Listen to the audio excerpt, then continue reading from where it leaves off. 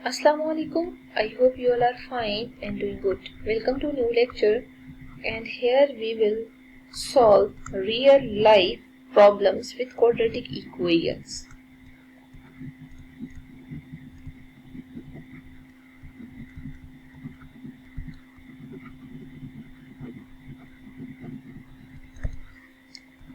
अच्छा, आप देखिए, जब हमें रियल लाइफ प्रॉब्लम्स को सिंप्लीफाई करना है ना, तो उसके लिए हमें कुछ सिचुएशन गिवन होनी चाहिए, because there are many problems which lead to quadratic equations. To form an equations we use symbols for unknown quantities in the problems, then roots of the equation may provide the answer to that problem. ठीक है, तो सबसे पहले तो हमें यहाँ पे example consider कर लेनी चाहिए ताकि हम प्रॉपर हम उस प्रॉब्लम को अवेल्युएट कर सकें. ठीक है, तो उसके लिए हम क्या करते हैं, यहाँ पे एक सिचुएशन गिवन है 3 less than certain number multiplied by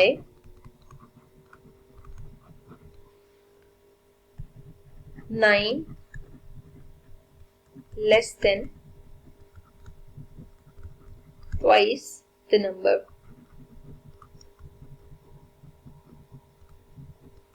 is 104. What is that number? देखिए, सिचुएशन आपको ये गिवन है कि आपने वो नंबर फाइंड करना है, बट उसके लिए कोई कंडीशन गिवन होगी. ठीक है, जैसे मैं आपसे कहती हूँ कि आप खुद से मतलब एक सिचुएशन अगर कंसीडर करते हैं कि कोई नंबर है और उस नंबर का हाफ 40 के इक्वल है. What is that number? Obviously आप क्या करेंगे, हम प्रॉपर इसको मैथमेटिकली सिंप्लीफाई भी कर सकते हैं. वो नंबर 80 है. ठीक है, इसी वजह से उसका हाफ 40 के इक्वल है. तो यहाँ पे भी ना आपको इसी तरह सिचुएशन गिवन है, बट आपने उसको उसमें कन्वर्ट करना है मैथमेटिकल एक्सप्रेशन में. सबसे पहला काम ये करते हैं कि वो जो रिक्वायर्ड नंबर है ना, उसको लेट कर लेते हैं कि वो x के इक्वल है. ठीक है, अगर वो x के इक्वल है देन आप यहाँ कंडीशन लें 3 लेस देन अ नंबर. ठीक है, अगर हम 3 लेस देन अ नंबर को मैथमेटिकली लिखें तो उस नंबर में से 3 माइनस करना होगा. ठीक है, बिल्कुल इसी तरह अगर आपसे कहा जाए 9 less than twice a number. ठीक है, ट्वाइस अ नंबर का मतलब क्या है कि आपने 9 को उसके ट्वाइस में से सब्ट्रैक्ट करना है. तो ये देखिए सारी कंडीशंस आपने यहाँ लिख ली हैं. ठीक है, अब हमें मैथमेटिकल इक्वेशन बनानी है. तो अकॉर्डिंग टू मैथमेटिकल कंडीशन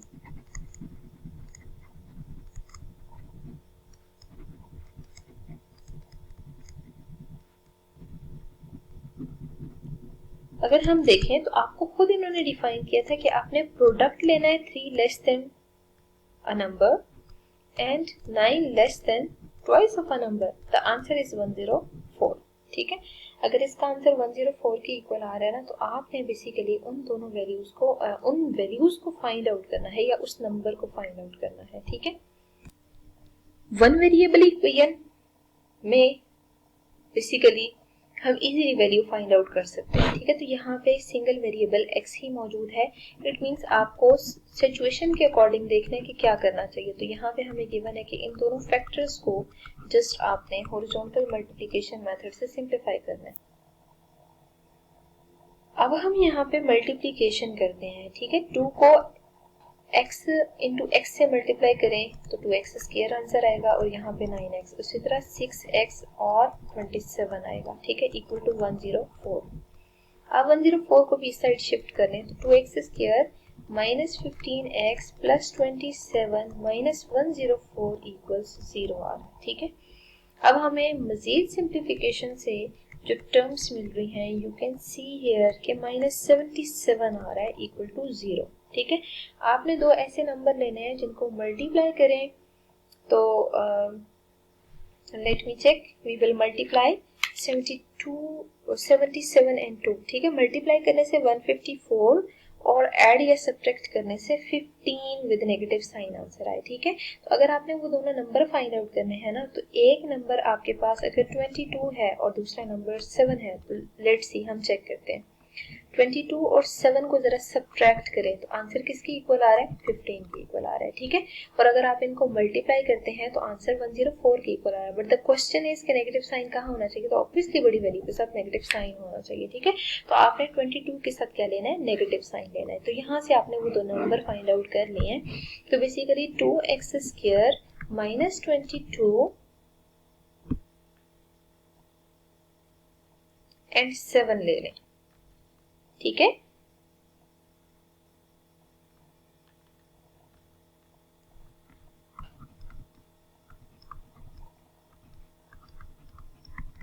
अब आप देखें फर्स्ट टू टर्म्स में से 2x कॉमन आ रहा है, x माइनस 11, ठीक है।